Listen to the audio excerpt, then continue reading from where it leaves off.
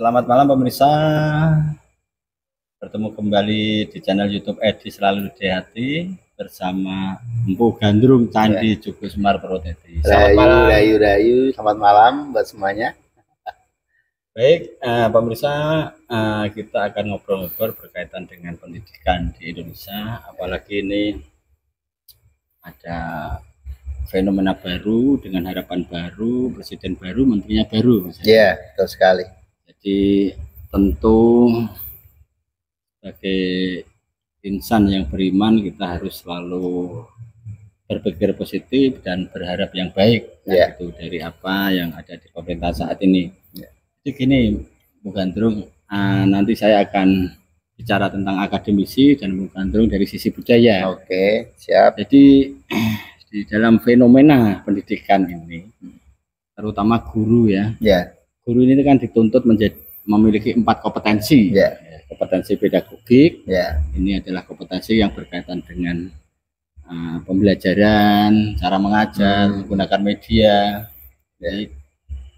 Kemudian kompetensi kepribadian, kompetensi sosial, dan kompetensi profesional. Profesional ini berkaitan dengan kualifikasi pendidikan, kemudian bagaimana guru mengembangkan diri dengan melakukan penelitian, gitu. Nah, yang selama ini terjadi, pemerintah itu menganggarkan triliunan anggaran, termasuk pendidikan guru penggerak ini, saya melihat ini fokusnya kepada kompetensi pedagogik. Bagaimana cara mengajar, bagaimana menggunakan media pembelajaran, strateginya seperti apa, gitu. Dan belum pernah ada diklat tentang kompetensi kepribadian atau sosial. Kalau melihat fenomena kemarin, Pak Prabowo membuat gebrakan menteri itu diajak atau digembleng di Kawah Canda di Muka di Magelang itu kan arahnya kepada kepribadian. Betul. Meskipun atau itu disiplin, tanggung jawab. Pokoknya berkaitan dengan karakter building. Nah, ini kan saya kira penting ya. Penting itu maksudnya saya berpikir bahwa guru itu ketika bicara dengan kompetensi pedagogik, cara mengajar itu sudah tuntas. Guru sudah dibekali dengan kualifikasi pendidikan S1, sudah mengikuti pendidikan profesi guru yang itu pun juga melalui proses 6 bulan pendidikan kompetensi guru itu. Jadi sehingga guru itu sebenarnya sudah tuntas. Yang dibutuhkan sekarang adalah bagaimana guru itu menyadari bahwa aku ini guru dan harus mengajar dengan sepenuh hati. Betul. Nah, karena ketika dihadapkan kepada guru yang tidak mengajar sepenuh hati, banyak masalah, apalagi kalau gajinya sudah habis, itu kayak loyo, Mas. Loyo ngajarnya loyo. Semangatnya lah ya. Kompetensi kepribadian ini saya kira penting ketika guru itu dikembalikan rohnya bahwa sebagai pribadi itu harus seperti apa, kan gitu, harus kembali, dan bentuk pelatihannya seperti apa ya. Mungkin daripada kemarin ada diklat guru menjadi konten kreator, kan. Itu kan taruhlah diklat 3 hari itu anggarannya di hotel sudah berapa. Sedangkan konten kreator sendiri ketika guru ingin menjadi konten kreator, menu-menu di Google itu kan sudah jalan. Kita guru bisa belajar mandiri, bisa berkreasi, dan bisa langsung mempraktekkan, tidak perlu diklat itu. Ketika diklat itu dialihkan kepada diklat-diklat dalam meningkatkan kompetensi kepribadian, itu kan dampaknya luar biasa. Nah, sekarang bicara kompetensi kepribadian guru dari kacamata budaya, Empu Gandrung itu seperti apa? Oke, kita sapa ya buat teman-teman di Jagat Raya. Ini menarik, pemirsa. Kenapa bisa katakan menarik? Karena sudut pandang akademisi dan sudut pandang budaya itu sebenarnya kisi-kisinya hampir sama. Mungkin teknis pelaksanaannya yang berbeda. Kenapa demikian? Kita bisa melihat di perjalanan leluhur kita ya. Uniknya kacamata budaya itu, leluhur itu tidak pernah mengakukan diri sebagai seorang guru. Tidak pernah mengakukan diri sebagai seorang guru. Betul sekali. Karena demikian, dia lebih menata tentang kualitas diri pribadinya sehingga dinilai dan dilihat menjadi perilaku keseharian yang patut digugulan ditiru. Nah, jadi tidak mengarah pada nilai teoritis, tapi lebih pada ke perilaku. Dan ini juga pesan moral juga buat teman-teman mengajar ya. Nah, mungkin Bang Edi juga nih. Sebenarnya guru itu apa sih? Ini kita bicara guru. Konotasi yang terlihat adalah seorang pembimbing atau seorang yang memberi sebuah arahan atau suri teladan. Yang sejatinya guru itu memiliki makna, dia harus mampu mengentaskan murid di dalam kegelapan mencapai jembatan pencerahan. Itu konsep dasarnya seperti itu. Sehingga muncul naluriah. Guru itu naluri. Tidak semua orang mampu menjadi seorang guru. Tidak semua orang. Karena naluri membimbing, naluri membina. Itu bicara guru yang sebenarnya atau guru sejati. Betul. Yang sebenarnya semuanya sudah memiliki naluri itu. Tinggal dia mau nggak memberikan wawasan pengetahuannya ini kepada orang lain hingga menjadi suri teladan. Dan itu tidak semua orang tergugah jiwanya untuk memberikan wawasan dan ilmuannya, tidak semuanya. Tapi jadi poinnya sepakat ya ketika guru sudah, artinya tadi ada pelatihan tentang kepribadian, itu sepakat juga ya? Sepakat, karena itu yang dinilai adalah naluri kejiwaan dia untuk memberikan suri teladan terhadap sesama. Itu adalah guru yang sejati ya. Kalau dia tidak memiliki kepribadian yang baik, dulu luhur pun juga tidak akan pernah mau tampil menjadi sosok yang dianggap sebagai seorang panutan atau seorang guru sendiri. Dan bahkan leluhur itu yang saya ketahui hampir semuanya tidak pernah mengaku diri sebagai seorang guru. Tapi sang murid ini kan butuh yang namanya kiblat untuk mengarah pada sikap dan perilaku, sehingga dia menganggap bahwa dia sebagai gurunya. Yang sejatinya guru itu sendiri tidak terkotak pada ruang dan waktu. Dia update terus. Sehingga semesta ini memberikan wawasan tentang pengetahuan kehidupan di mana muridnya akan melihatnya sebagai peningkatan kualitas diri seorang guru. Berarti guru itu nggak monoton, gurunya kreatif, gurunya inspiratif, ya toh. Itu orang mau pintar teori dan menghafal, tapi mampu menempatkan diri di ruang dan waktu yang tepat. Oke. Tempo dulu ya, waktu saya masih kecil kan ada istilah atau itu cocokologi atau memang ada dasar pemikiran ketika guru disebut dengan atau kepanjangan dari digugu dan ditiru. Betul ya. Itu seperti apa dari kacamata budaya? Ya kembali lagi yang dilihat adalah perilaku. Oke. Tapi ini sebagai dasar, mungkin teman-teman pengajar juga sudah memiliki pemahaman tentang tipe manusia di dunia. Tipe lah. Yang mana ada 3 tipe. Seorang guru harus waskito. Guru itu harus waskito. Apa sih waskito ya? Kewaskitan ini menjadikan feeling insting seorang guru di dalam teknik memberikan pelajaran terhadap murid. Ya kan? Ada 3 penggolongan karakter manusia di dunia. Salah satu ada typical visualisasi. Bagaimana sang murid ini bisa tertarik terhadap ilmu yang dimiliki guru agar dia mampu menyerapnya. Jadi nggak semuanya sama. Seorang guru harus mampu melihat kapasitas wadah seorang muridnya. Berarti kan kalau di akademisi kan di dalam kompetensi pedagogik itu yang pertama adalah memahami karakteristik peserta didik. Itu berarti ya di segi budaya dulu ada. Itu kan tidak bisa disamaratakan tidak bisa disamaratakan.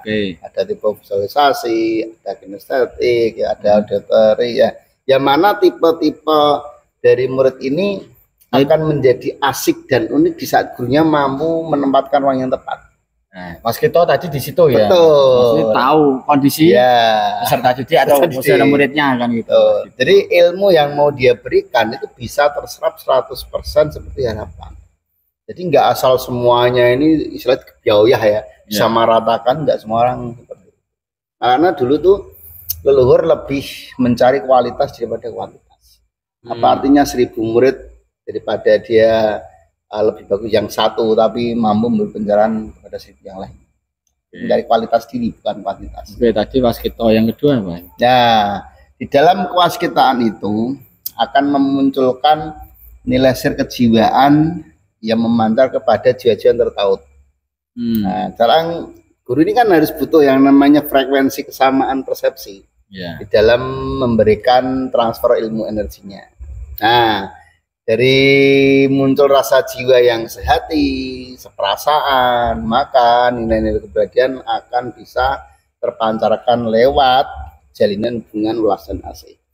Bahasa sederhananya adalah murid itu kudu cocok karo guru, guru kudu cocok karo murid gitu ya, sefrekuensi, seirama ya. Betul. Memfrekuensikan atau mencocokkan ini kan juga bagian dari kompetensi juga ya. Kompetensi juga. Bahkan Bapak Filosofi Dunia yang tadi sempat kita bicarakan kan seperti turun temurun ya.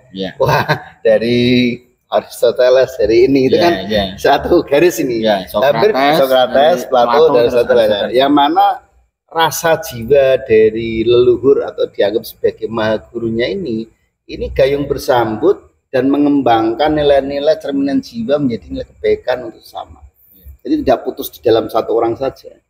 Nah, ini kan tadi disampaikan ya, lebih mementingkan kepada kualitas daripada kuantitas ya. Betul. Nah, ini tadi kan mungkin muridnya Socrates itu kan banyak ya, tapi yang muncul itu kan Plato kan itu toh. Ya, berarti sudah menerbitkan satu yang berkualitas tadi. Plato yang muridnya mesti banyak, tapi ya Aristoteles ya. Berarti ketika guru belum bisa mewujudkan minimal satu yang murid yang handal itu ya, apakah itu bisa dikatakan gagal? Sebenarnya nggak gagal juga, karena semesta itu memilih. Semesta itu memilih terhadap jiwa-jiwa yang terpanggil. Nah, bahasa jiwa-jiwa terpanggil ini kan kita hanya memancarkan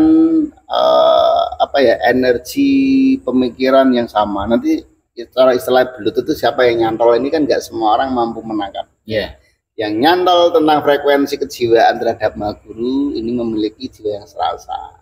Ya, akhirnya jiwa semesta akan memilih jiwa-jiwa yang terpanggil untuk dihadirkan menjadi sosok-sosok satrio piningit untuk memimpin bangsa, kan gitu kan? Nah, kemudian ketika tadi kan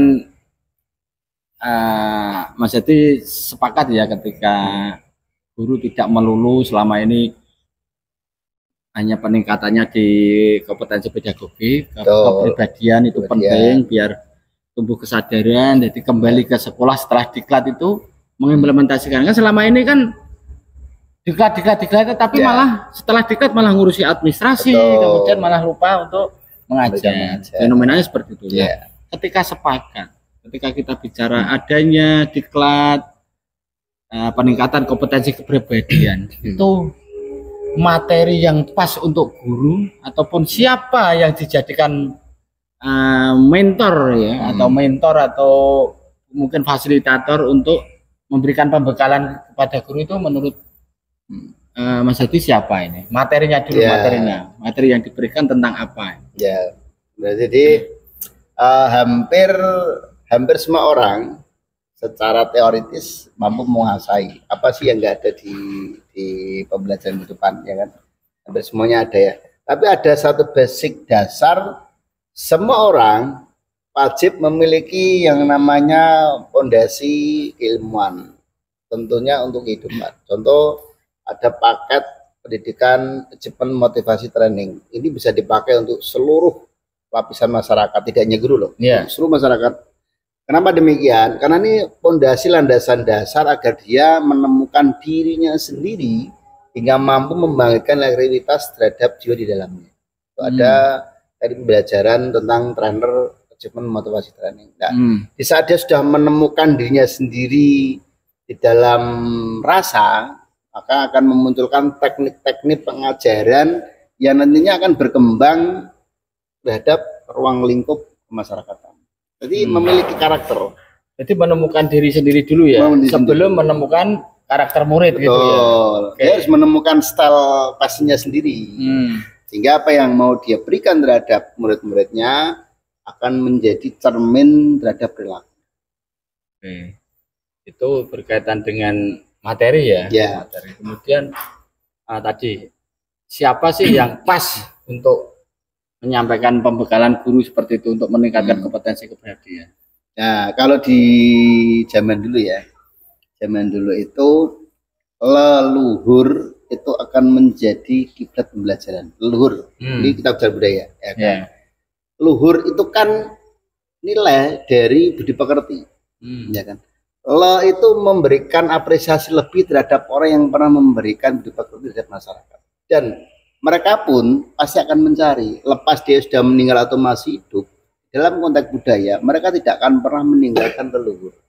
Karena ada pesan tersirat dan tersurat yang ditulis oleh leluhur itu, jadi pembelajaran di masa yang akan datang, ya kan. Bahkan seorang raja pun itu wajib untuk belajar terhadap leluhurnya, terhadap nilai-nilai kebangsaan maupun kemasyarakat. Apalagi ini dunia sekarang ya, leluhur di sini bisa dilihat baik dari segi nilai spiritual leluhur secara pribadi, mungkin kedua orang tua atau simbahnya, ya kan. Tapi ada juga leluhur di bidang pendidikan seperti Ki Hajar Dewantara dan sebagainya. Itu masih punya pesan-pesan nilai tentang pendidikan moral di situ. Berarti ini berkaitan dengan budayawan, sejarawan kan gitu. Ya. Berarti untuk pemateri berkaitan dengan kompetensi kepribadian, mungkin kalau ini video ini sampai ke Pak Menteri ya. Rekrut budayawan, sejarawan, juga motivasi kan itu, motivator kan itu motivator. Jadi biar guru kembali ya, ke rohnya, kemudian peningkatan kompetensi kepribadian, bisa menemukan dirinya, kemudian baru bisa menemukan karakter peserta didik. Dan ini juga pesan moral Bang Edi buat pengajar ya. Untuk jadi seorang sejarawan itu mudah. Kita hanya dituntut untuk belajar membaca dan menghafal atau mengingat, ya kan. Bahkan akademisi pun juga akan menjadi nilai terhadap prodi sejarahnya. Tetapi untuk menjadi budayawan itu tidak perlu itu. Budaya itu adalah butuh yang namanya kesadaran diri hingga membangkitkan nilai spiritualnya, yang akhirnya menjadi nilai untuk kebersamaan, yang nantinya akan diingat menjadi nilai pembelajaran. Jadi harapan kami seorang guru tidak hanya tersertifikasi sebagai sejarawan sejarawan karena hanya penghafal, tahu cerita masa lalu, cerita nabi-nabi kan itu. Tapi harapan kami guru itu mampu membaikkan nilai spiritnya hingga menjadi suri teladan yang akhirnya menjadi nilai-nilai budaya di masyarakat. Maka secara otomatis apa yang dia pesankan terhadap murid-muridnya akan menjadi kepribadian bangsa. Kalau budaya itu mencipta atau mengadopsi, Mas? Nah, ini nanti akan kita siap. Dengan ide, gagasan, budaya, apakah kita harus mencipta atau mengadopsi? Siap. Kita akan bertemu lagi di sesi 2. Pantau terus channel YouTube Edi Selalu di Hati. Rayu, rayu, rayu.